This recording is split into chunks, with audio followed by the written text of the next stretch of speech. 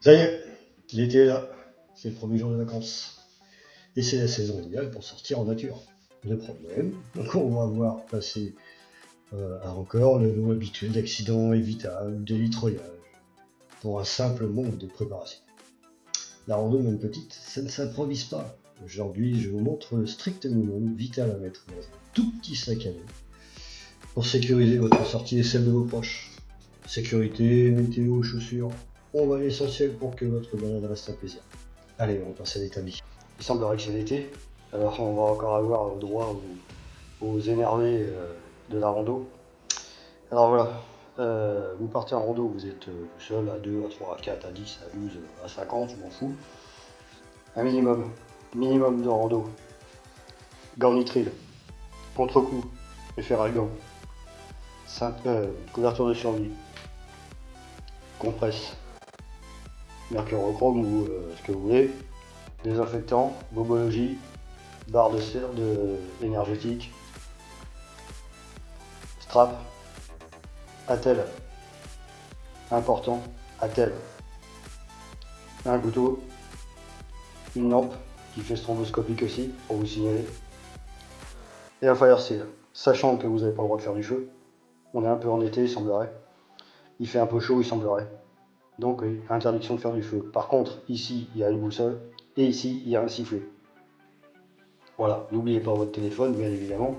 Chargé à bloc, avec votre itinéraire, et n'oubliez pas, surtout, d'aller vous identifier quelque part, que ce soit votre voisin, X ou Y, je pars en rando, voilà, à tel endroit. Ensuite, la marche, c'est le matin de bonne heure à partir de 5h, ou avant si vous voulez.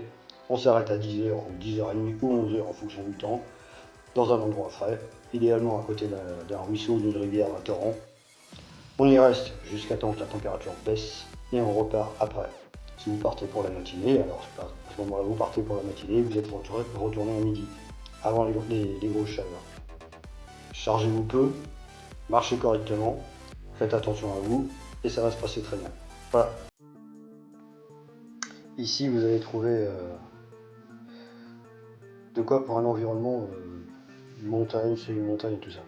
En plus de la trousse à pharmacie, il vous faut ça, minimum une paille. Ça c'est très bien, les enfants ils peuvent prendre ça parce qu'il y a un truc qui peut mettre ça juste autour du cou, c'est très bien. Faites attention avec les enfants bien évidemment. Il va y avoir, prévoyez dans votre sac ce qu'il faut pour eux. Une gourde, ça chacun a sa gourde, automatiquement.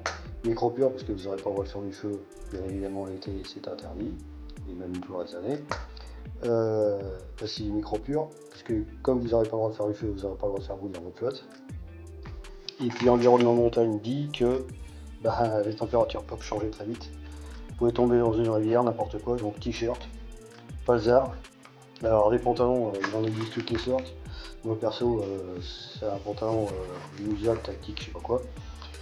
Une paire de chaussettes, un petit chèche, et puis de quoi vous couvrir si il pleut ou il fait un temps de cradoc. Voilà.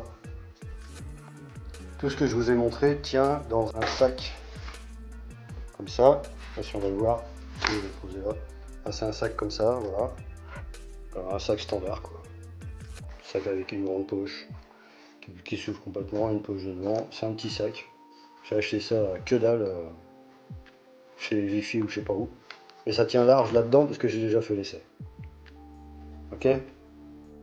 Ensuite, pour les excités de la rando du dimanche, ceux qui regardent la télévision et qui se disent tiens, cette année on va faire GR20. Les deux seules chaussures que j'ai vues, que je vois et qui sont uniquement utiles pour la randonnée, enfin uniquement utiles, qui sont impérativement à prendre pour la randonnée, c'est ça. Soit ça, soit ça. Ça, c'est pour les crétins qui pensent qu'ils vont marcher 20 km, 10 km en pleine montagne, dans un torrent, n'importe quoi, avec ça. Avec ça, là, t'es sûr de mourir. Salut.